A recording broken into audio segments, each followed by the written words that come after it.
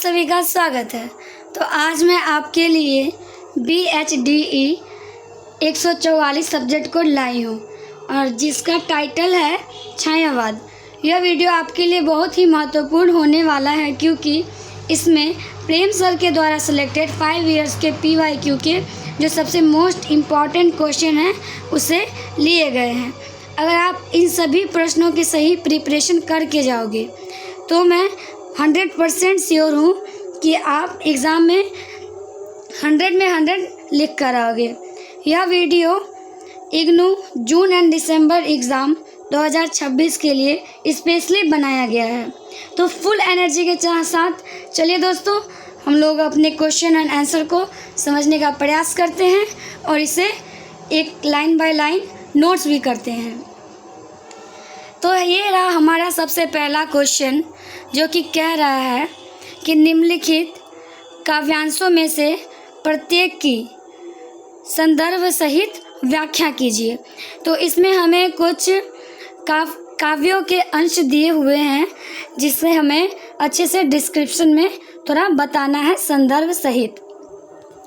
जिसमें से पहला है, दूर दूर तक विस्तृत था हिम, स्तब्ध उसी के हृदय समान, नीरवता सो शिला चरण से टकराता फिरता पवमान, तरुण तपस्वी सा वह बैठा साधन करता सुर शमशान, नीचे प्रलय सिंधु लहरों का होता था सकुरुन अवसान।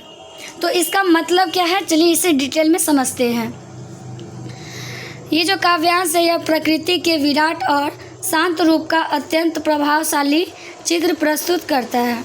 कवि यहाँ हिमालय जैसे बर्फ से ढके विशाल पर्वत क्षेत्र का वर्णन करता है, जहाँ चारों ओर हिम ही हिम फैला हुआ है। हिम का अर्थ होता है बर्फ, और वातावरण पूर्णतः नीरव तथा स्थिर प्रतीत होता है।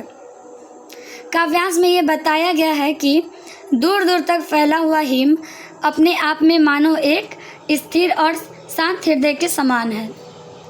वहाँ की नीरवता ऐसी प्रतीत होती है जैसे पत्थरों से बनी चट्टानों पर हवा टकराकर धीरे धीरे घूम रही हो। कवि ने इस दृश्य को एक तरुण तपस्वी के रूप में चित्रित किया है जो सुर शमशान अर्थात देवताओं के समान पवित्र और शांत स्थान पर साधना में लीन है। नीचे प्रलय रूपी समुद्र की लहरें उठ रही है जो जीवन की अस्थिरता और विनाश की ओर क्या करती है, संकेत करती है। उसके बाद है हमारा दूसरा, जो ये कह रहा है कि मदिरा की वह नदी बहती आती, थके हुए जीवों को वह सस्नेह प्याला एक पिलाती, सुलाती उन्हें अंक पर अपने, दिखलाती फिर विस्मृति के वह कितने मीठे सपने।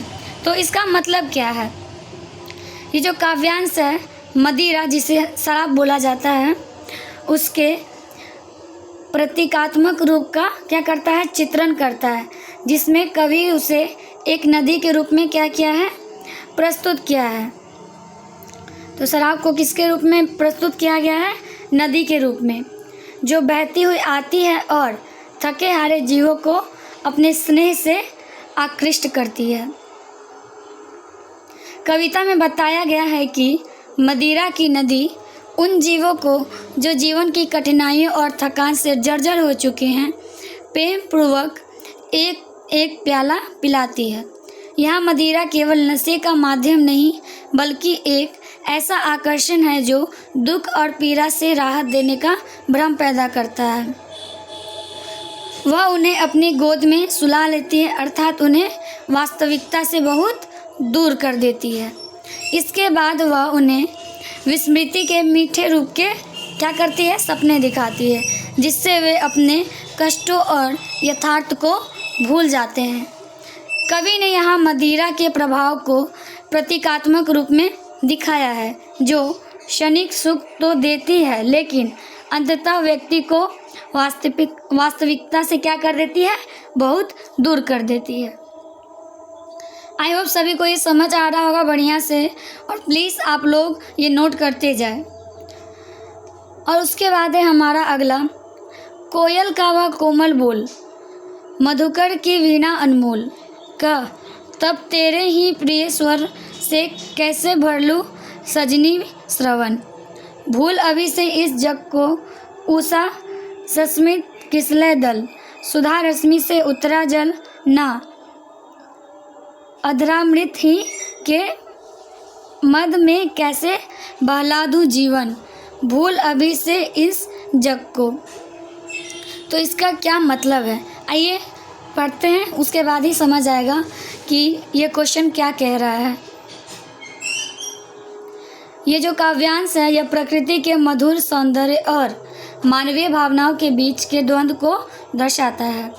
ये क्या करता है, जो प्रकृति का मधुर सौंदर्य और जो मानवीय भावनाओं के बीच का जो द्वंद्व है उसको दर्शाता है। इसमें कोयल की मधुर कूक और मधुमक्खी की गुंजार को अत्यंत कोमल एवं संगीतात्मक रूप में क्या क्या है प्रस्तुत किया गया। कवि इन प्राकृतिक ध्वनियों को जीवन के सुखद और आकर्षक अनुभवों का क्या करता है, प्रतीक मानता है। कवि कहता है कि कोयल का कोमल स्वर और मधुकर की वीणा जैसी मधुर ध्वनि इतनी आकर्षक है कि वे मन को मोह लेते हैं, किंतु प्रश्न उठता है कि क्या इन्हीं स्वरों से अपने प्रियतम की स्मृति को भुलाया जा सकता है। आगे उषा की मुस्कान, नई पत्तियों की कोमलता और चंद्रमा की अमृत जैसी किरणों का वर्णन किया गया है, जो जीवन को क्या करता है, बहुत ही सुखमय बनाता है।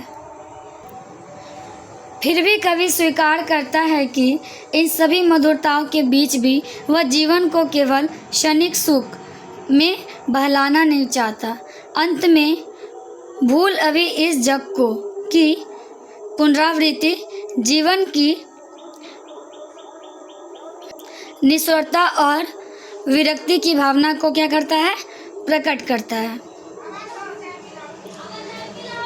और उसके बाद अब हमारा जो अगला काव्यांश है यह कह रहा है कि नयन में जिसके जलद वह त्रिसित चालत हो, सलभ जिसके प्राण में वह निठुर दीपक हो, फूल को उड़ में छिपाए विकल बुलबुल हो, एक होकर दूर तन से छा वह चल हो, दूर तुमसे हूँ अखंड सुहागिनी भी हूँ।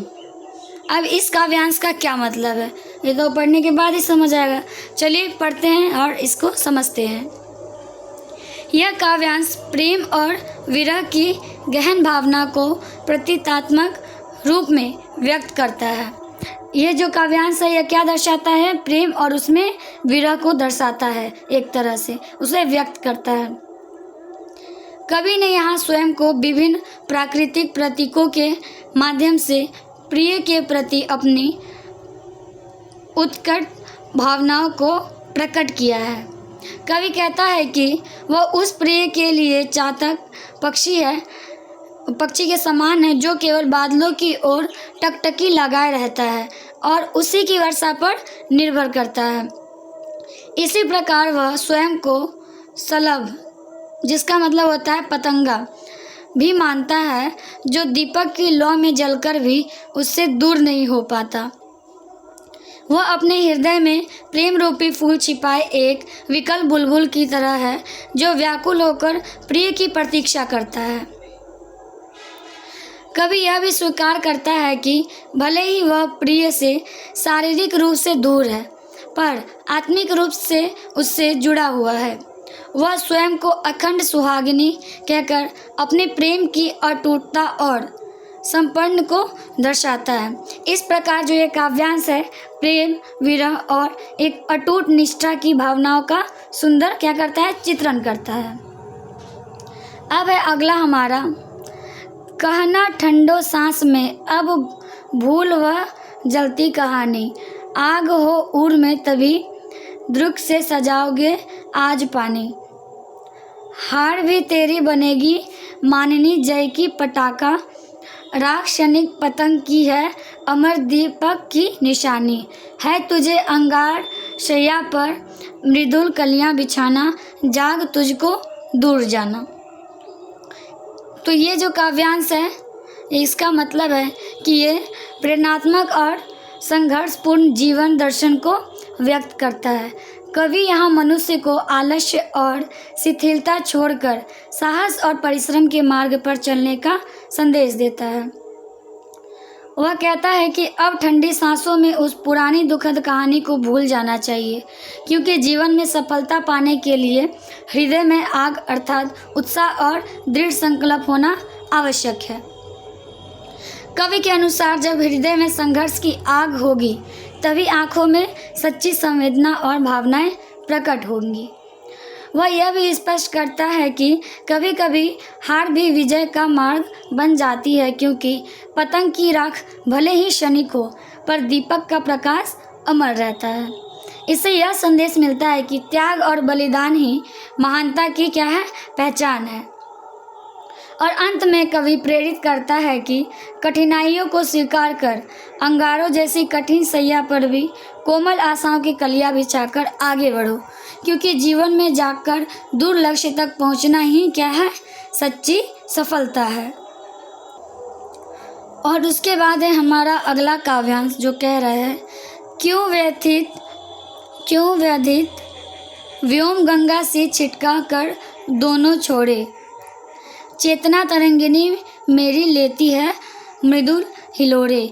जीवन की जटिल समस्या है बड़ी जटा सी कैसी, उड़ती है धूल हृदय में किसकी विभूति है ऐसी।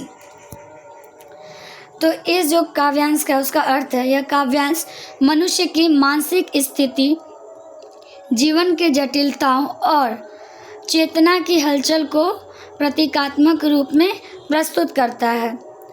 कवि आकाश को व्यवस्थित बताता है और उसे गंगा के सामने समान मानते हुए कहता है कि जैसे गंगा दोनों किनारे में फैलकर प्रभावित होती है, वैसे ही उसके भीतर की चेतना रूपी नदी भी कोमल तरंगों के साथ हिलोरे ले रही है। कवि के अनुसार जीवन की समस्या अत्यंत उलझी हुई है, जो जटाओं की तरह कठिन और सुलझने में दुष्कर प्रतीत होती है।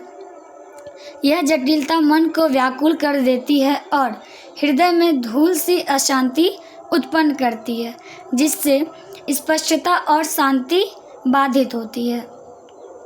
अंत में कवि यह प्रश्न उठाता है कि ऐसी कौन सी महान शक्ति या विभूति है जो इस उलझे हुए जीवन को नियंत्रित कर सकती है। इस प्रकार यह काव्यांश जो है जीवन की जटिलता, मानसिक द्वंद्व और समाधान की खोज की भावना को गहराई से व्यक्त करता है। अब है इसके बाद एक और काव्यांश, चलिए पढ़ते हैं और देखते हैं यह क्या कह रहा है। सिंही की गोद से छीनता रे शिशु कौन, मौन भी क्या रहती वह रहते प्राण, रे अजान एक मेष माता ही रहती है, निर्निमेष दुर्बल वह छीनती संतान, जब जन्म पर अपने अभिशप्त तप्त आंसू बहाती है, किंतु क्या योग्य जन जीता है, पश्चिम की उक्ति नहीं गीता है गोता है। अब इसका मतलब क्या है इस काव्यांश का? यह काव्यांश मात्र प्रेम शक्ति और नैतिक मूल्यों के संघर्ष को प्रतीकात्मक रूप से प्रस्तुत करता है। तो ये जो काव्यांश है क्या प्रस्तुत करता है? मात्र प्रेम शक्ति और नैतिक मूल्यों के जो संघर्ष है उसका प्रतीकात्मक रूप प्रस्तुत करता है। कवि प्रश्न करता है कि सिंहनी की गोद से उसका शिशु कौन छीन सकता है, क्योंकि जीवित प्राणी अपने प्राणों की रक्षा के लिए सदैव सचेत रहते हैं। वह अजान अर्थात अज्ञान व्यक्ति को संबोधित करते हुए यह स्पष्ट करता है कि कोई भी जीव अपनी संतान की रक्षा में मौन नहीं रहता। इसके विपरीत मेष माता, जिसे भेड़ भी बोलते हैं, उसको दुर्बल बताकर कवि यह संकेत देता है कि वह अपने बच्चों को बचाने में असमर्थ होती है और केवल दुख में आंसू बहाती रह जाती है। यह मानव समाज के कमजोर और असहाय वर्ग का एक प्रतीक है। और फिर अंत में कवि पश्चिमी विचार योग्य ही जीता है की आलोचना करते हुए कहता है कि यह केवल गीता का संदेश नहीं बल्कि एक जीवन सत्य है कि शक्ति और योग्यताएं ही सफलता का आधार होती है। इस प्रकार यह काव्यांश मातृत्व, शक्ति और जीवन के संघर्षपूर्ण सत्य को क्या करता है, उजागर करता है। अब इसके बाद है हमारा अगला काव्यांश जो कह रहा है, ज्यों ज्यों लगती है नाव पार उसमें आलोकित सत विचार, इस धारा सा ही जग का क्रम, शाश्वत इस जीवन का उद्गम, शाश्वत है गति शाश्वत संगम। तो इस काव्यांश का मतलब है कि यह जीवन की गति, निरंतर परिवर्तन और आशा के भाव को प्रतीकात्मक रूप में प्रस्तुत करती है। कवि नाव के पार पहुंचने के दृष्टि के माध्यम से जीवन यात्रा की तुलना करता है। जैसे जैसे नाव नदी के दूसरे किनारे की ओर बढ़ती है वैसे वैसे मन में अनेक नए विचार और आशाएं जगने लगती है, जागृत होने लगती है। कवि के अनुसार यह संसार भी एक धारा की तरह निरंतर प्रभावित होता है। इसमें रुकावट नहीं होती बल्कि परिवर्तन ही इसका स्वाभाविक नियम है। जीवन का उद्गम और उसका प्रवाह दोनों ही शाश्वत है, अर्थात अनादि और अनंत। कवि यह भी स्पष्ट करता है कि गति और संगम दोनों ही जीवन के स्थायी सत्य है। जीवन में परिवर्तन, चलायमानता और मिलन का क्रम हमेशा बना रहता है। इस प्रकार यह काव्यांश जीवन की निरंतरता, आशा और परिवर्तनशीलता के दर्शन को सुंदर रूप में क्या करता है, व्यक्त करता है। अब है हमारा अगला काव्यांश। आई होप सबको ये बहुत अच्छे से समझ आ रहा होगा, और अगर जिस किसी को भी यह PDF चाहिए वो हमारे YouTube चैनल के डिस्क्रिप्शन से डायरेक्ट हमें कांटेक्ट करके परचेज़ कर सकते हैं। तो अब हम आगे बढ़ते हैं और इसे देखते हैं। तू जल जल जितना होता छय, यह समीप आता छल नामय, मधुर मिलन में मीट जाना तू, उसकी उज्ज्वल स्मृति में घुल खिल, मंदिर मंदिर मेरे दीपक जल, प्रियतम का पक्ष आलोकित कर। यह काव्यांश भक्ति और आत्मसमर्पण की भावना को प्रतीकात्मक रूप में व्यक्त करता है।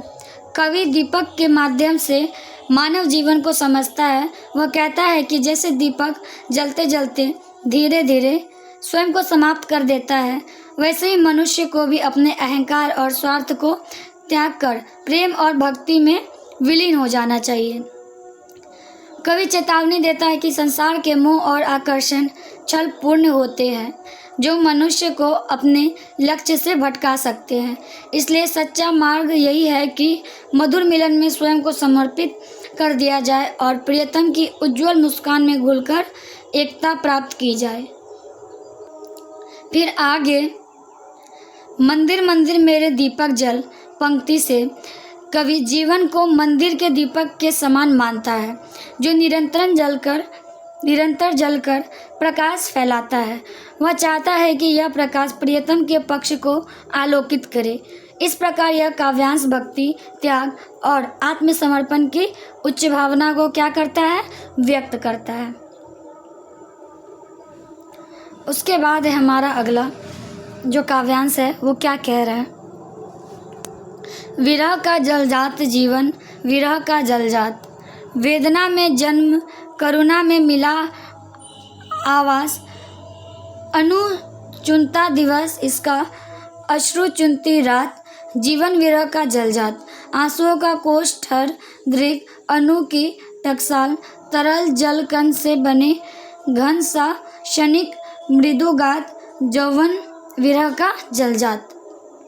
तो इस काव्यांश का अर्थ है कि यह काव्यांश विरह, वियोग की पीड़ा और उससे उत्पन्न भावनात्मक अनुभवों को अत्यंत कोमल प्रतीकों के माध्यम से क्या कर रहा है, व्यक्त कर रहा है। तो ये जो काव्यांश है वो किसको व्यक्त कर रहा है, विरह की जो पीड़ा है, एक वियोग जो होता है। कवि जीवन को विरह का जलजात अर्थात जल में उत्पन्न कमल के समान बताता है जो दुख और पीड़ा के बीच भी विकसित होता है। कवि के अनुसार यह जीवन वेदना में जन्म लेता है और करुणा में इसका आश्रय मिलता है। दिन रात इसी विरह की भावना में व्यतीत होते हैं। दिन इसकी करुणा को चुनता है और रात आंसुओं को। इससे यह स्पष्ट होता है कि विरह व्यक्ति के जीवन को निरंतर भावनात्मक रूप से प्रभावित करता है। तो जो विरह है वो व्यक्ति को क्या करता है, उसके जीवन को निरंतर जो है भावनात्मक रूप से प्रभावित करता है। आगे कवि आंसुओं को एक कोश और आँखों को टकसाल के रूप में प्रस्तुत करता है, जहाँ से तरल जलकण, जिसे आंसू बोला जाता है, उत्पन्न होकर घन जैसी क्षणिक और कोमल शरीर का निर्माण करती है। इस प्रकार यह काव्यांश विरह की पीड़ा, संवेदना और जीवन की क्षणभंगुरता को अत्यंत मार्मिक रूप में प्रस्तुत करता है। अब इसके बाद है हमारा अगला जो काव्यांश है वो क्या कह रहा है। अरे अमरता के चमकीले पुतलों, जयनाद मानो दिन विषाद, तेरे वे काँप रहे हैं आज प्रतिध्वनि बनकर, प्रकृति रही दुर्जय पराजित, हम सब थे भूले मद में, भोले थे हाँ तिरते केवल सब विलासिता के नद में।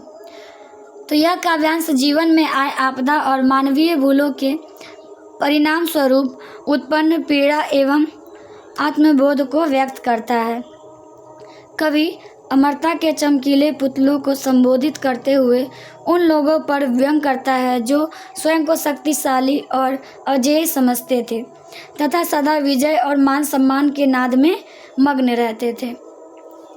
कवि कहता है कि आज उनके वही जयघोष और गर्व की ध्वनियाँ भय और विषाद की प्रतिध्वनि बनकर काँप रही है। प्रकृति जो कभी साधारण और नियंत्रित प्रतीत होती थी, अब अत्यंत दुर्जय और पराजय देने वाली शक्ति के रूप में सामने आई है। कवि स्वीकार करता है कि मनुष्य अपने अहंकार और विलासिता के मद में इतना डूब गया है कि उसने वास्तविकता को भूलकर केवल सुख सुविधाओं के प्रवाह में स्वयं को बहा दिया। परिणाम स्वरूप उसे प्रकृति की शक्ति का सामना करना पड़ा। इस प्रकार जो है यह काव्यांश मानव के अहंकार, प्रकृति की शक्ति और विनम्रता के जो महत्व है उसको स्पष्ट करता है। कवि स्वीकार करता है कि मनुष्य अपने अहंकार और विलासिता मद में इतना डूब गया है, उसने वास्तविकता को भूलकर केवल सुख सुविधाओं के प्रवाह में स्वयं को बहा दिया है। परिणाम स्वरूप उसे प्रकृति का जो है सामना करना पड़ रहा है। और ये जो काव्यांश है मानव के अहंकार, प्रकृति को और शक्ति, विनम्रता के महत्व को स्पष्ट करता है। अब है हमारा अगला काव्यांश जो कह रहा है, परिचय राका जल निधि का जैसा होता हिम कर से, ऊपर से किरणें आती मिलती है गले लहर से, मैं अपलक इन नियमों से निरखा करता उस कवि को, प्रतिभा डाली भर लाता कर देता दान सुकवि को। अब इसका क्या मतलब है? यह काव्यांश सौंदर्य, प्रकृति और काव्य प्रेरणा के भाव को अत्यंत कोमल और चित्रात्मक रूप में प्रस्तुत करता है। कवि यह चंद्रमा, हिमकर जिसे हिमकर बोला गया है और समुद्र जिसे राका जलनिधि कहा गया है, इसके संबंध को उदाहरण बनाकर किसी प्रिय या सौंदर्यपूर्व छवि के परिचय का वर्णन करता है। कवि कहता है कि जैसी पूर्णिमा की रात में चंद्रमा के प्रकाश से समुद्र का सौंदर्य और अधिक प्रकट होता है, वैसे ही किसी दिव्य और सुंदर छवि का परिचय भी उसके संपर्क में आने पर और अधिक उज्जवल हो जाता है। ऊपर से गिरती चंद्र किरणें समुद्र की लहरों को स्पर्श कर उसे आलोकित कर देता है। आगे कवि अपने अनुभव को व्यक्त करते हुए कहता है कि वह उस अनुपम छवि को अपलक नयनों से देखता रहता है।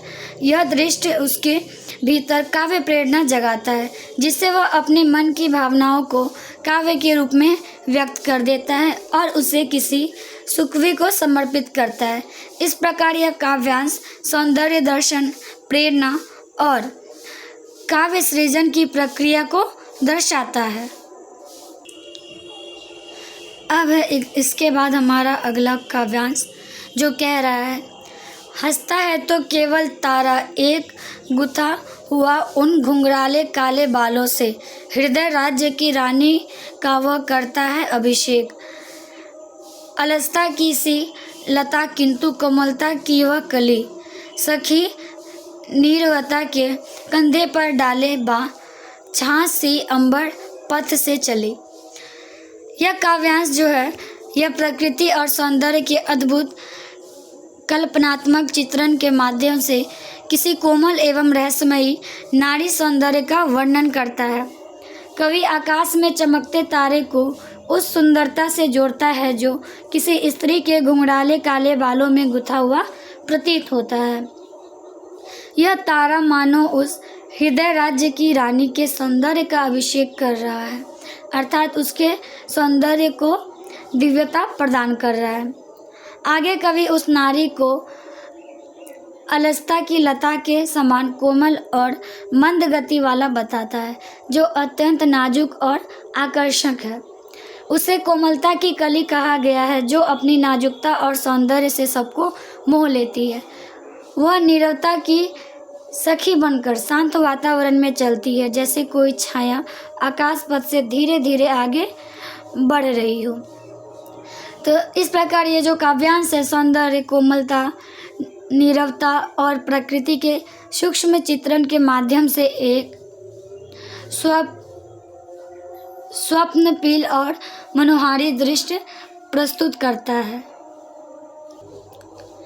अब अगला काव्यांश जो है वो क्या कह रहा है, छोड़ धूमों की मृदु छाया, तोर प्रकृति से भी माया, बाले तेरे बाल जाल में कैसे उलझा दूं लोचन, भूल अभी से इस जग को तजकर तरल तरंगों को, इंद्रधनुष के रंगों को तेरे भ्रूभंगों से कैसे बिंदवा दूं निज मृगसा मन।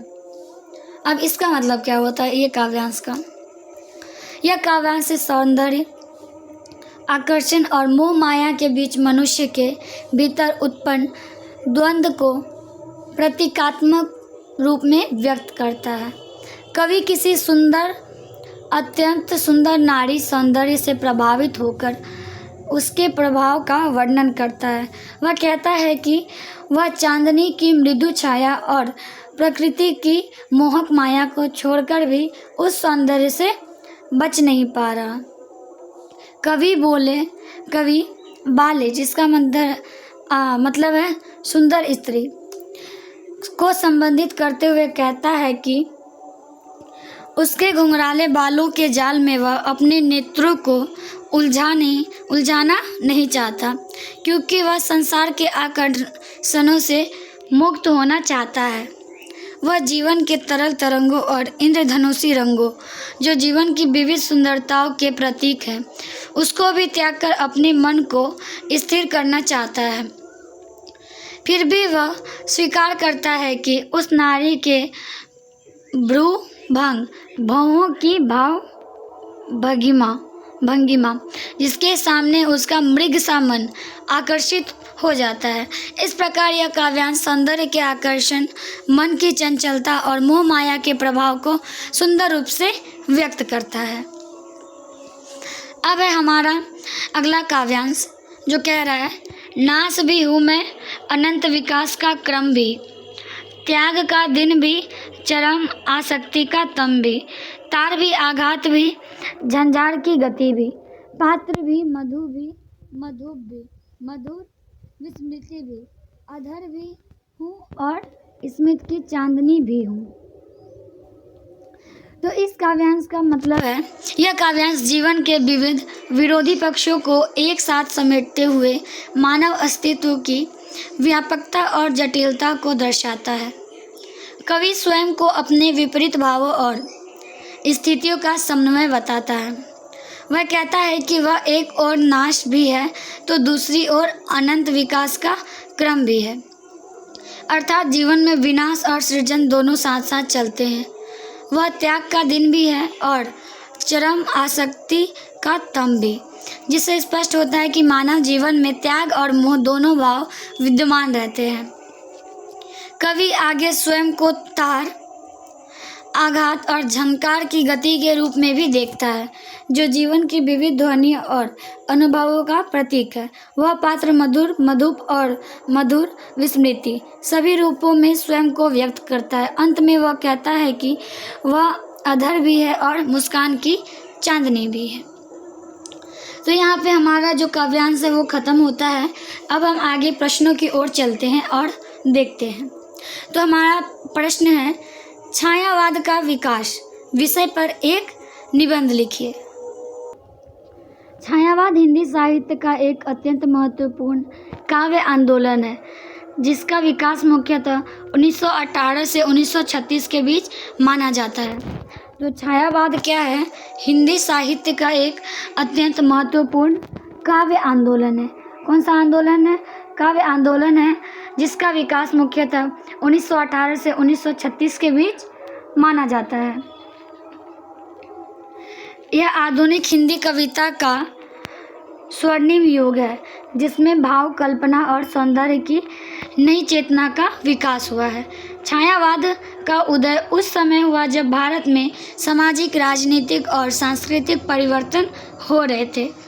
स्वतंत्रता आंदोलन, राष्ट्रीय जागरण और पश्चिमी रोमांटिक काव्य धारा के प्रभाव ने हिंदी कवियों को नई दिशा प्रदान की। इस युग में कवियों ने स्थूल यथार्थ से हटकर सूक्ष्म भावनाओं, आत्मानुभूति और कल्पनात्मक सौंदर्य को काव्य का आधार माना है। तो इस युग में जो है कवि किसको आधार माना है? काव्य का सूक्ष्म भावनाओं को, आत्मानुभूति और कल्पनात्मक सौंदर्य को इसका आधार बताया है। और छायावाद के प्रमुख कवि जयशंकर प्रसाद, सुमित्रानंद पंत, सूर्यकांत त्रिपाठी, निराला और महादेवी वर्मा है। तो इसके जो प्रमुख कवि हैं वो कौन कौन हैं? जयशंकर प्रसाद, सुमित्रानंदन पंत, सूर्यकांत त्रिपाठी, निराला और महादेवी वर्मा है। इन कवियों ने प्रकृति को जीवंत रूप में प्रस्तुत किया और उसे मानवीय भावनाओं से जोड़ दिया। प्रेम, करुणा, रहस्य, वेदना और सौंदर्य उसके काव्य के प्रमुख विषय रहे हैं। छायावाद की प्रमुख विशेषता आत्म अभिव्यक्ति और वैयक्तिक भावनाओं की प्रधानता है। इसमें भाषा को अधिक कोमल, संगीतात्मक और प्रतीकात्मक बनाया गया है। प्रकृति को केवल दृश्य रूप में नहीं बल्कि संवेदनात्मक रूप में प्रस्तुत किया गया है। तो यह किसने प्रस्तुत किया है? प्रकृति को केवल जो है दृश्य रूप में नहीं बल्कि संवेदनात्मक रूप में प्रस्तुत किया है। इसके बाद है हमारा अगला प्रश्न, जो कह रहा है कि जयशंकर प्रसाद के शिल्प विधान पर प्रकाश डालिए। तो हमारा अगला प्रश्न क्या कह रहा है कि जयशंकर प्रसाद के शिल्प विधान पर प्रकाश डालना है। तो जयशंकर प्रसाद हिंदी साहित्य के छायावाद युग के प्रमुख कवि हैं। जैसा कि हमने इससे पहले वाले प्रश्न में देखा, उनका शिल्प विधान अत्यंत सुसंस्कृत, भावपूर्ण और कलात्मक है, जिसमें भाषा, छंद, अलंकार और चित्रात्मकता का सुंदर समन्वय मिलता है। प्रसाद जी की भाषा युद्ध, संस्कृतनिष्ठ और गंभीर है। उसमें कोमलता और संगीतात्मकता का अद्भुत संतुलन देखने को मिलता है। वे शब्दों के चयन में अत्यंत सावधानी बरतते हैं, जिससे उनके काव्य में एक विशिष्ट गरिमा और सौंदर्य उत्पन्न होता है। उनके शिल्प में कल्पना का विशेष महत्व है। वे प्रकृति और मानव भावनाओं का एक ऐसा चित्रण करते हैं जो पाठक के मन में सजीव दृश्य उपस्थित कर देता है। प्रतीक और बिंबों का प्रयोग उनके काव्य की प्रमुख विशेषता रही है। तो प्रसाद जी के जो काव्य है उनकी प्रमुख विशेषता क्या थी? प्रतीक और बिंब। प्रसाद जी ने छंदों के प्रयोग में भी नवीनता दिखाई और पारंपरिक छंदों को नए भावों के अनुसार ढाला। उनके काव्यों में अलंकार का स्वाभाविक प्रयोग मिलता है, जिससे अभिव्यक्ति अधिक प्रभावशाली बनती है। उसके बाद है हमारा अगला प्रश्न। आई होप सभी को अच्छे से समझ आ रहा होगा और प्लीज़ सब कोई नोट करते हुए जाए। प्रकृति पंत की कविता की प्राण वस्तु है। क्या कह रहा है यह कथन? प्रकृति पंत की कविता की प्राण वस्तु है। तो इस कथन का हमें क्या करना है? समीक्षा करना है। आइए चलिए करते हैं समीक्षा फिर। सुमित्रा नंदन पंत हिंदी साहित्य के छायावाद के प्रमुख स्तंभ हैं। हमने जैसा कि पहले वाले प्रश्न में ही कुछ कवियों के नाम पढ़ा जिनमें इनका भी नाम था। उनकी कविता में प्रकृति केवल पृष्ठभूमि नहीं बल्कि जीवन का केंद्र और आत्मा है। इसलिए यह कथन पूर्णतः सत्य प्रतीत होता है कि प्रकृति उनकी कविता की प्राण वस्तु है। तो उनकी कविता की प्राण वस्तु कौन है? प्रकृति। पंत जी ने प्रकृति को अत्यंत सूक्ष्म, कोमल और भावनात्मक रूप में चित्रित किया है। उनके काव्य में पर्वत, नदी, आकाश, पुष्प, सूर्य, चंद्र आदि प्राकृतिक तत्व जीवंत रूप में उपस्थित होते हैं। वे प्रकृति को मानवीय भावनाओं से जोड़कर उसे एक सजीव व्यक्तित्व प्रदान करते हैं। उनके लिए प्रकृति सौंदर्य, प्रेरणा और आत्मिक शांति का स्रोत है। अंत में प्रारंभिक कवियों में प्रकृति चित्रण की प्रधानता है, जैसे पल्लव और गुंजन में इसका सुंदर उदाहरण मिलता है।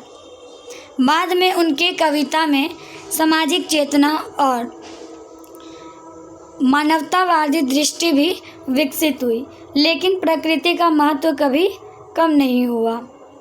उनकी भाषा कोमल, संगीतात्मक और चित्रात्मक है, जो प्रकृति के सौंदर्य को और भी अधिक प्रभावशाली बना देता है।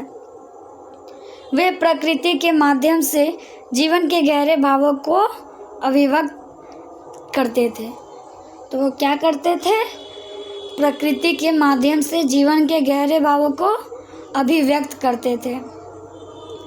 उसके बाद है हमारा अगला प्रश्न, जो कि कह रहा है महादेवी वर्मा के काव्य की प्रमुख विशेषताओं की चर्चा कीजिए।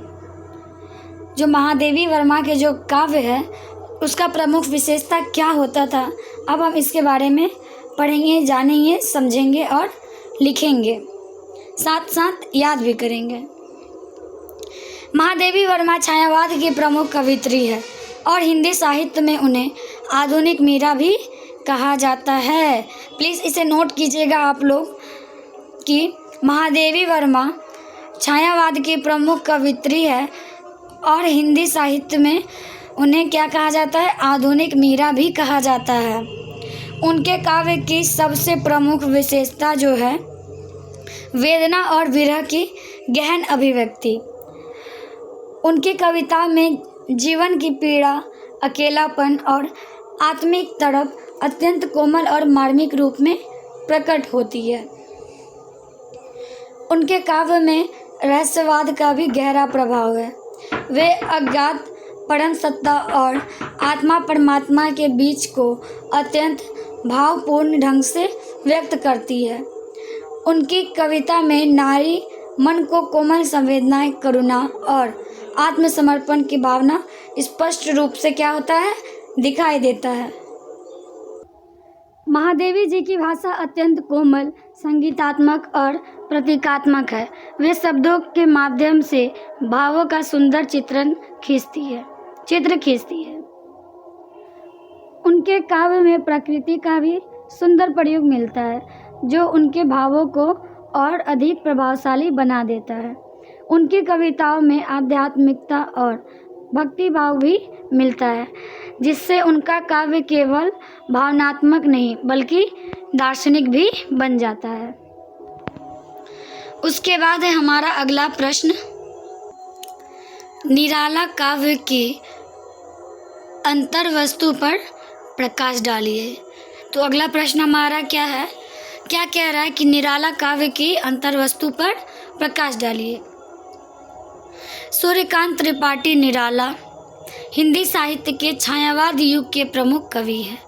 उनका काव्य विषय वस्तु की दृष्टि से अत्यंत व्यापक, विविध और क्रांतिकारी है। निराला काव्य की अंतर्वस्तु में परंपरा और आधुनिकता दोनों का सुंदर समन्वय क्या होता है, दिखाई देता है। उनकी कविता में प्रेम का सजीव और गतिशील चित्रण मिलता है। वे प्रकृति को केवल सौंदर्य के रूप में नहीं बल्कि जीवन की प्रेरक शक्ति के रूप में देखते हैं। इसके साथ ही उनके काव्य में मानवीय संवेदनाएं, करुणा और सामाजिक यथार्थ भी प्रमुख रूप से क्या है, उपस्थित है। निराला की कविता में शोषित, पीड़ित और दलित वर्ग के प्रति गहरी सहानुभूति दिखाई देता है। तो इनके जो निराला हैं उनके कविता में हमें क्या दिखाई देता है, शोषित, पीड़ित और दलित वर्ग के प्रति गहरी सहानुभूति दिखाई देता है। वे सामाजिक अन्याय और विषमता के विरुद्ध आवाज़ उठाते हैं, जिससे उनकी कविता में क्रांतिकारी चेतना उत्पन्न होती है। उनके काव्य में प्रेम, सौंदर्य, भक्ति और आध्यात्मिकता के साथ साथ विद्रोह और संघर्ष की भावना भी मिलती है। वह तोड़ती पत्थर जैसी कविताएं उनकी सामाजिक दृष्टि का उत्कृष्ट उदाहरण है। अब उसके बाद हमारा अगला प्रश्न जो कह रहा है, आंसू का विश्लेषण और विवेचना कीजिए। जो आंसू है यह कोई एक रचना है, तो इसकी जो है हमें विश्लेषण और इसकी विवेचना करना है। आंसू जयशंकर प्रसाद की एक प्रसिद्ध काव्य रचना है, जिसमें प्रेम, विरह और स्मृति की गहन भावनाओं का अत्यंत मार्मिक चित्रण किया गया है। तो आंसू क्या है, किनके द्वारा लिखा हुआ है, यह जयशंकर प्रसाद का एक बहुत ही प्रमुख काव्य रचना है, जिसमें प्रेम, विरह और स्मृति का जो है गहन भावनाओं का अत्यंत मार्मिक चित्रण किया गया है। यह काव्य ग्रंथ मुख्यतः कवि के व्यक्तिगत दुख और प्रेम की स्मृतियों से उत्पन्न वेदना का कलात्मक रूप है। आंसू में कवि अपने खोए हुए प्रेम की स्मृतियों को केंद्र में रखकर जीवन की क्षणभंगुरता और प्रेम की अमरता को व्यक्त करता है। इसमें प्रेमी केवल सुख का साधन नहीं बल्कि पीड़ा और आत्मिक अनुभव का स्रोत भी है। विरह की वेदना कवि के मन को निरंतर व्यवस्थित करती है और वह उसकी काव्य प्रेरणा बनती है। इस रचना की भाषा अत्यंत कोमल, संगीतात्मक और चित्रात्मक है। प्रसाद जी ने इसमें प्रतीकों और बिंबों का सुंदर प्रयोग किया है, जिससे भाव और अधिक गहन हो जाता है। प्रकृति के विभिन्न रूप भी भाव के अनुरूप सहायक बनते हैं। आंसू में व्यक्तिगत वेदना के साथ साथ जीवन दर्शन भी निहित है।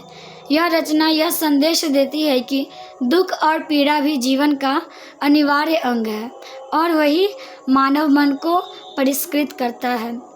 तो ये जो संरचना है आंसू रचना, वह हमें क्या संदेश देती है कि दुख और पीड़ा भी हमारे जीवन का एक अनिवार्य अंग है और वही मानव मन को क्या करता है, परिष्कृत करता है। उसके बाद है हमारा अगला प्रश्न। आई होप सभी को अच्छे से समझ आ रहा होगा और सभी लोग एक लाइन से सब नोट कर रहे होंगे। तो हमारा अगला प्रश्न है, जो भारत माता कविता का विश्लेषण करते हुए उसका महत्व बताइए।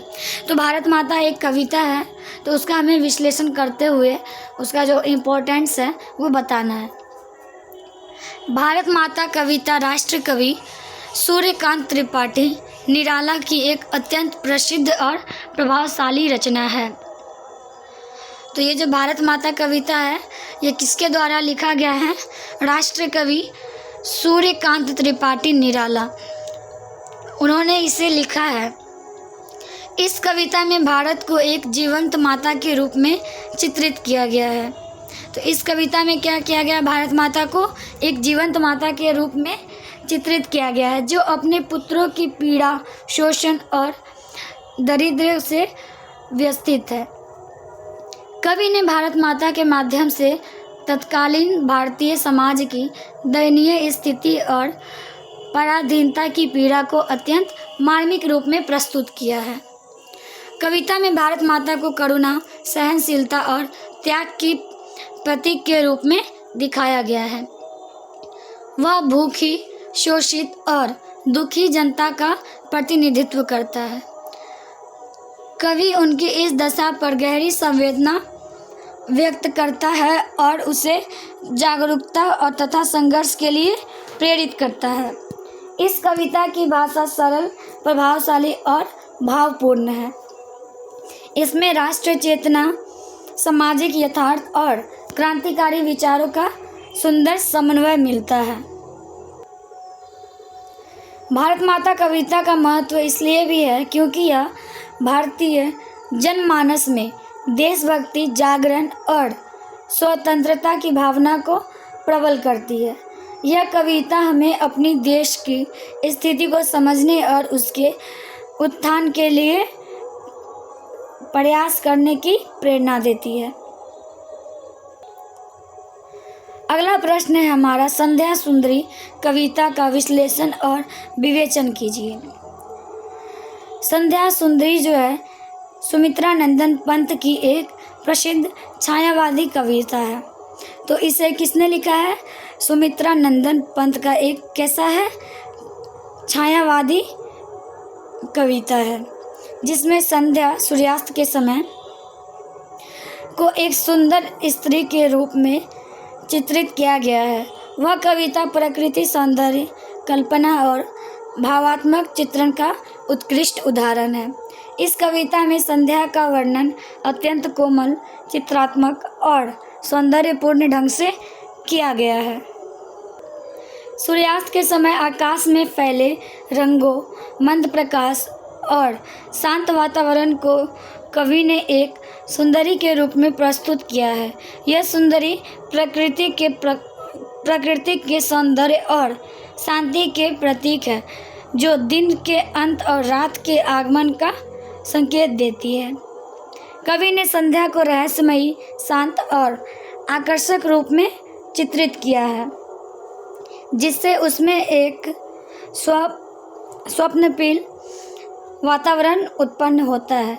इसकी भाषा कोमल, संगीतात्मक और बिंब प्रधान है, जो छायावाद की प्रमुख विशेषताओं को दर्शाती है। तो संध्या सुंदरी का महत्व इसलिए है क्योंकि यह प्रकृति को जीवंत रूप में प्रस्तुत करती है और मानव मन में सौंदर्य, शांति तथा भावनात्मक संवेदना उत्पन्न करती है। यह कविता छायावादी काव्य की कल्पनात्मक और कल्पनाशीलता का एक सुंदर उदाहरण है। तो इसका महत्व क्यों है? क्योंकि यह प्रकृति को एक जीवंत रूप में प्रस्तुत करता है और मानव मन में सौंदर्य, शांति और भावनात्मक संवेदना उत्पन्न करता है। अब है हमारा अगला प्रश्न, छायावाद की प्रमुख विशेषताओं पर प्रकाश डालिए। तो छायावाद हिंदी साहित्य का एक महत्वपूर्ण काव्य आंदोलन है, जिसका विकास 1918 से 1936 के बीच हुआ। इसकी प्रमुख विशेषता भाव, कल्पना और सौंदर्य की सूक्ष्म अभिव्यक्ति है। छायावाद की पहली विशेषता आत्मानुभूति और वैयक्तिकता है। छायावाद की पहली विशेषता क्या है? आत्मानुभूति और वैयक्तिकता है। इसमें कवि अपने व्यक्तिगत दुख, सुख, प्रेम, वेदना और संवेदना को प्रमुखता देता है। दूसरी विशेषता प्रकृति चित्रण है। तो दूसरी विशेषता क्या है? प्रकृति चित्रण है। छायावादी कविता प्रकृति को जीवंत रूप में प्रस्तुत करते हैं और उसे मानवीय भावनाओं से जोड़ते हैं। और जो तीसरी विशेषता है वह है रहस्यवाद और आध्यात्मिकता। इसमें अज्ञात शक्ति के प्रति आकर्षण और आत्मा परमात्मा के संबंध की खोज मिलती है। चौथी विशेषता सौंदर्य बोध है, जिसमें सूक्ष्म, कोमल और कल्पनात्मक सौंदर्य का चित्रण किया जाता है। छायावाद की भाषा संगीतात्मक, प्रतीकात्मक और बिंब प्रधान होती है। इसमें अलंकारों का स्वाभाविक प्रयोग मिलता है, जिससे काव्य अत्यंत प्रभावशाली बनता है। इसके साथ ही छायावाद में नारी मन की संवेदनशीलता, करुणा और प्रेम की सूक्ष्म अभिव्यक्ति भी बहुत प्रमुख है। उसके बाद है हमारा अगला प्रश्न, जयशंकर प्रसाद की सौंदर्य चेतना का विवेचन कीजिए। क्या है यह? जयशंकर प्रसाद की सौंदर्य चेतना का विवेचन कीजिए। जयशंकर प्रसाद छायावाद युग के प्रमुख कवि हैं और उनकी सौंदर्य चेतना हिंदी काव्य में अत्यंत विशिष्ट स्थान रखती है। उनकी सौंदर्य दृष्टि केवल बाह्य रूप सौंदर्य तक सीमित नहीं, बल्कि वह आंतरिक, आध्यात्मिक और भावात्मक सौंदर्य को भी समेटे हुए हैं। प्रसाद जी प्रकृति के माध्यम से सौंदर्य का सजीव चित्रण करते हैं।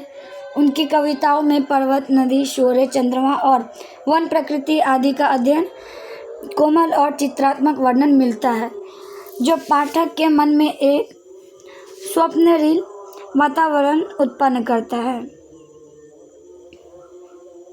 जो पाठक के मन में क्या करता है? एक स्वप्निल वातावरण उत्पन्न करता है। उनकी सौंदर्य चेतना में कल्पना का विशेष महत्व है। ये वास्तविकता को कल्पना के रंग में ढालकर उसे अधिक आकर्षण और भावपूर्ण बना देती है। साथ ही उनकी भाषा संस्कृतनिष्ठ, संगीतात्मक और प्रतीकात्मक होती है, जो सौंदर्य और अधिक गहराई प्रदान करती है। प्रसाद जी के काव्य में सौंदर्य केवल भौतिक नहीं बल्कि रसमय और दार्शनिक भी है। वे सौंदर्य को आत्मा की अनुभूति से जोड़ते हैं और उसे जीवन के गहरे अर्थों से संबंधित करते हैं। उसके बाद है हमारा अगला प्रश्न, जो क्या कह रहा है कि निराला की रचना विधान को उदाहरण सहित स्पष्ट कीजिए। निराला की रचना विधान को उदाहरण सहित स्पष्ट कीजिए।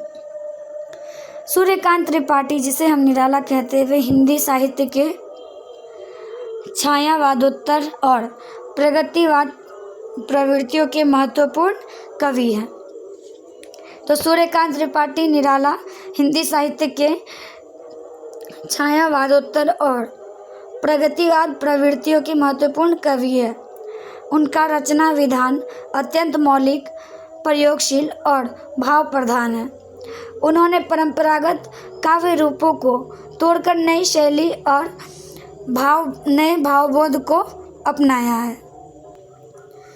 निराला के रचना विधान की प्रमुख विशेषता है स्वतंत्र छंद का प्रयोग। निराला का जो रचना विधान की जो सबसे प्रमुख विशेषता है वो क्या है? स्वतंत्र छंद का उपयोग। उन्होंने कविता को बंधे बधाए छंदों से मुक्त किया और मुक्त छंद का सफल प्रयोग किया। इससे कविता में प्रवाह और स्वाभाविकता बढ़ी। उदाहरण स्वरूप उनकी कविता जैसे जूही की कली में भावों की कोमलता और संगीतात्मकता मुक्त रूप में व्यक्त होती है। अब हमारा अगला प्रश्न जो है, एक कवि के रूप में पंत के महत्व को रेखांकित कीजिए। क्या है प्रश्न? एक कवि के रूप में पंत के महत्व को रेखांकित कीजिए। सुमित्रा नंदन पंत हिंदी साहित्य के छायावाद युग के 4 प्रमुख स्तंभों में से एक है। तो सुमित्रा नंदन पंत हिंदी साहित्य के क्या है? छायावाद युग के जो 4 प्रमुख स्तंभ हैं उनमें से एक है। एक कवि के रूप में उनका महत्व अत्यंत व्यापक और विशिष्ट है, क्योंकि उन्होंने हिंदी कविता को कोमलता, सौंदर्य और प्रकृति चित्रण की नई ऊंचाइयां क्या की है? प्राप्त की है। पंत जी मूलतः प्रकृति के कवि हैं। जो पंत जी हैं वो किसके कवि हैं? मूलतः प्रकृति के कवि हैं। उनकी कविता में प्रकृति केवल दृश्य नहीं बल्कि जीवंत और संवेदनशील रूप में उपस्थित होती है। वे प्रकृति के माध्यम से मानवीय भावनाओं को अत्यंत सूक्ष्मता और कोमलता से व्यक्त करते हैं। उनकी प्रसिद्ध कृतियाँ जैसे पल्लव, गुंजन आदि इसका सुंदर उदाहरण है। एक कवि के रूप में उनका दूसरा महत्वपूर्ण पक्ष उनकी सौंदर्य चेतना है। तो एक कवि के रूप में उनका दूसरा और महत्वपूर्ण पक्ष क्या है? उनकी सौंदर्य चेतना है। वे शब्दों के माध्यम से अनंत चित्रात्मक और संगीतात्मक वातावरण रचते हैं। उनकी भाषा कोमल, लयात्मक और प्रतीकात्मक होती है। बाद के समय में पंत जी की कविता में सामाजिक चेतना और मानवतावाद का भी विकास हुआ है, जिससे उनका काव्य अधिक व्यापक और विचारशील बन गया। उसके बाद है हमारा अगला प्रश्न जो कह रहा है, महादेवी वर्मा की सृजनात्मकता का मूल्यांकन कीजिए।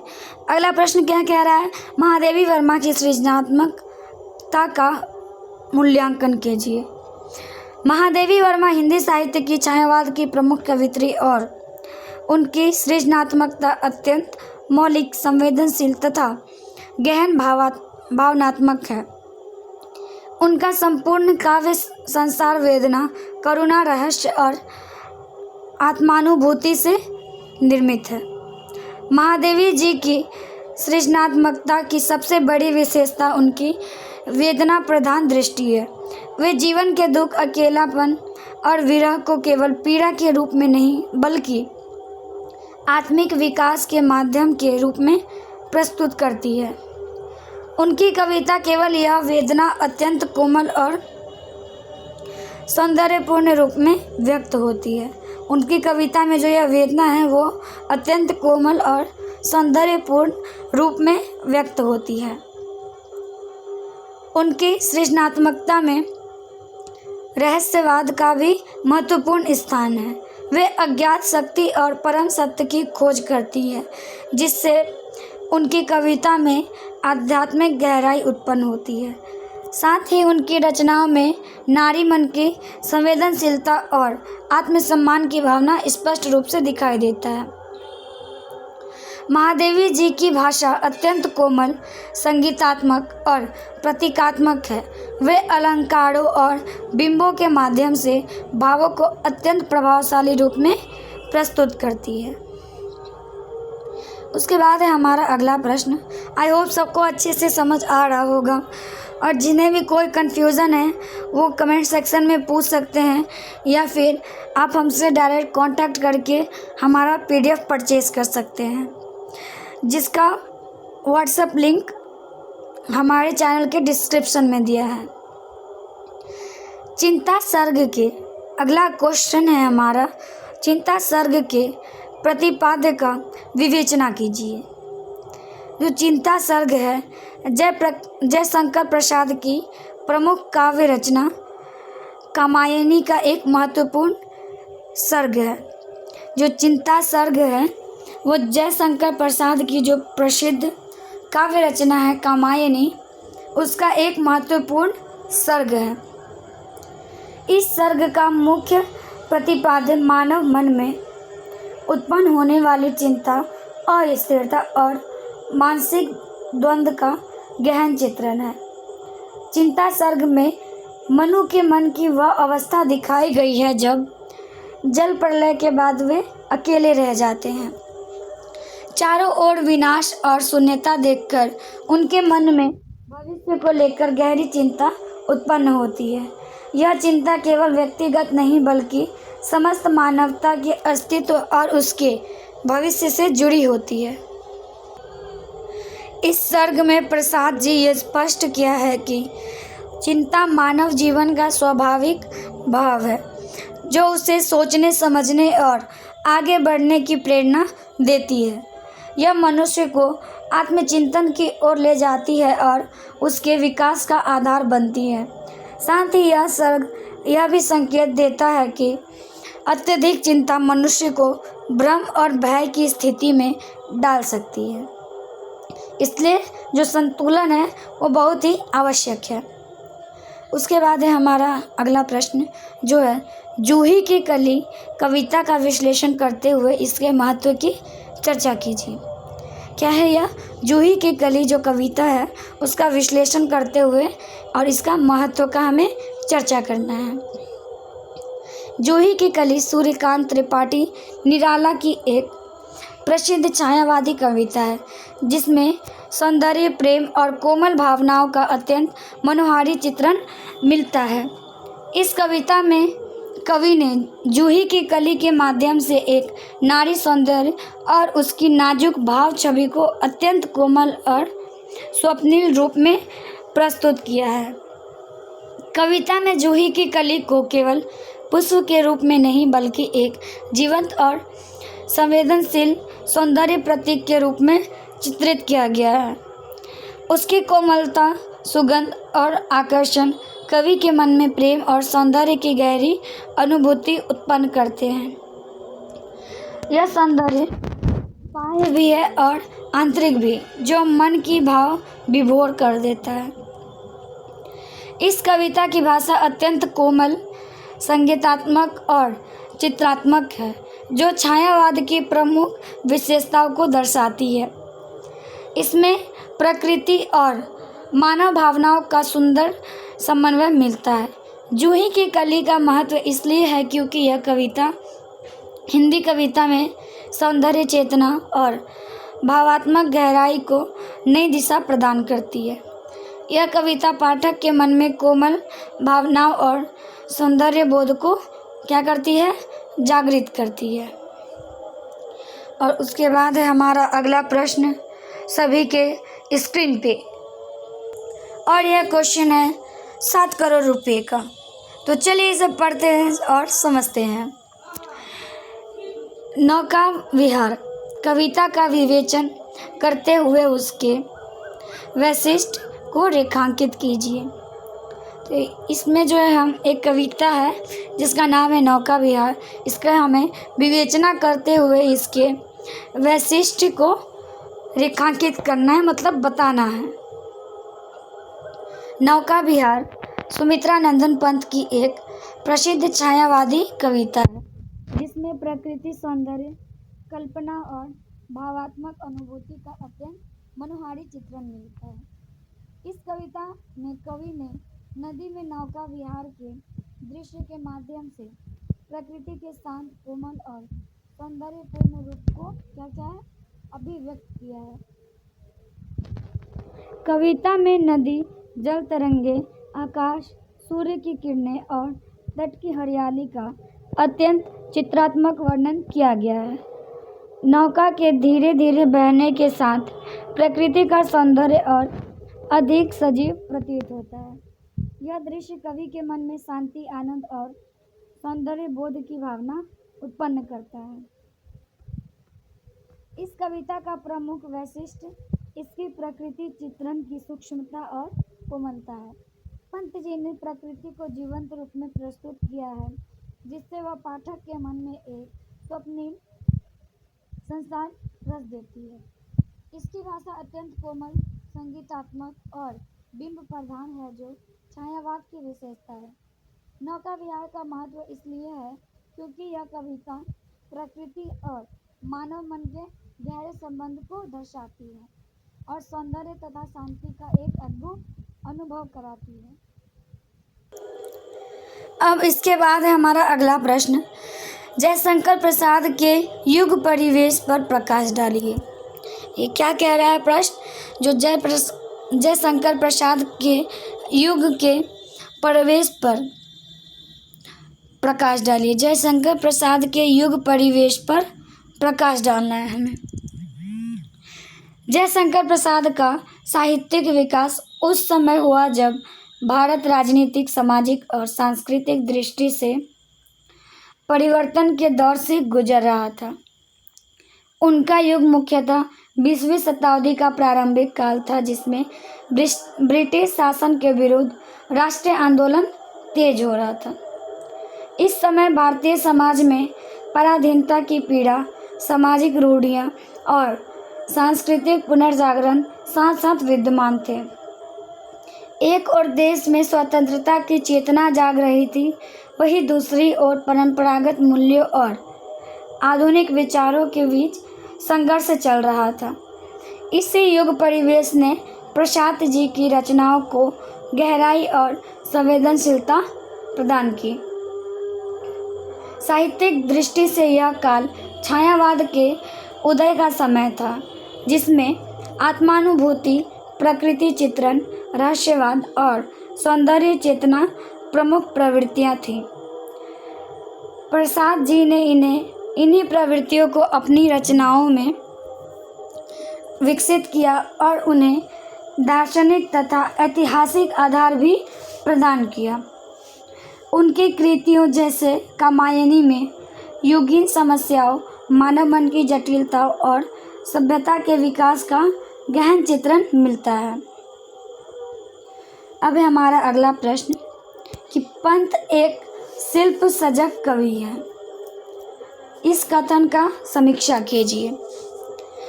तो यह एक कथन है कि पंत जो है एक शिल्प सजग कवि है। तो सुमित्रा नंदन पंत हिंदी साहित्य के छायावाद के प्रमुख कवियों में से एक है।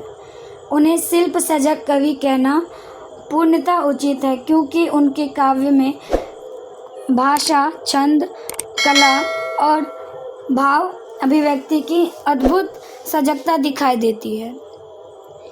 पंत जी शब्दों के चयन में अत्यंत सावधानी बरतते हैं।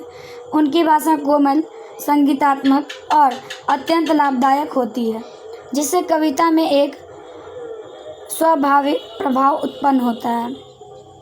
वे तत्मस और कोमल शब्दों का सुंदर संतुलन बनाकर भावों को प्रभावशाली रूप में प्रस्तुत करते हैं। उनके शिल्प में एक प्रमुख विशेषता चित्रात्मकता है। वे प्रकृति और भावनाओं का ऐसा बिंब प्रस्तुत करते हैं जो पाठक के मन में सजीव दृश्य उपस्थित कर देता है। उदाहरणतः उनकी कविताओं में सूर्य, चंद्रमा, पुष्प, पर्वत और नदी का अत्यंत सूक्ष्म और सौंदर्यपूर्ण चित्रण मिलता है। इसके साथ ही पंत जी प्रतीकात्मकता और अलंकारों का स्वाभाविक प्रयोग करते हैं, जिससे उनके काव्य का सौंदर्य और बढ़ जाता है। उसके बाद है हमारा अगला प्रश्न, जो कि है महादेवी वर्मा की काव्य संवेदना और मूल्य चेतना पर प्रकाश डालिए। तो हमारा प्रश्न यहाँ पे क्या कह रहा है कि महादेवी वर्मा की काव्य संवेदना और मूल्य चेतना पर प्रकाश डालिए। महादेवी वर्मा छायावाद की प्रमुख कवयित्री और उनकी काव्य संवेदना अत्यंत सूक्ष्म, करुण और आत्मानुभूति से परिपूर्ण है। उनके काव्य में मुख्य रूप से वेदना, विरह, अकेलापन और आत्मिक पीड़ा की गहरी अभिव्यक्ति मिलती है। यह वेदना केवल व्यक्तिगत नहीं रहती, बल्कि मानव जीवन की सार्वभौमिक संवेदना बन जाती है। उनकी कविता में रहस्यवाद का भी गहरा प्रभाव है। वे अज्ञात शक्ति, परम सत्ता और आत्मा परमात्मा के संबंध को अत्यंत भावपूर्ण ढंग से व्यक्त करती है। प्रकृति उनके काव्य में सहचरी बनकर आती है और भावों को और अधिक कोमलता प्रदान करती है। महादेवी जी की मूल्य चेतना करुणा, मानवता, संवेदनशीलता और आत्मसम्मान पर आधारित है। वे दुख को जीवन का अभिशाप नहीं, बल्कि आत्मिक शुद्ध और विकास का माध्यम मानती है। उनकी रचनाओं में नारी स्वाभिमान, सहानुभूति और मानवीय एकता की भावना भी स्पष्ट रूप से दिखाई देती है।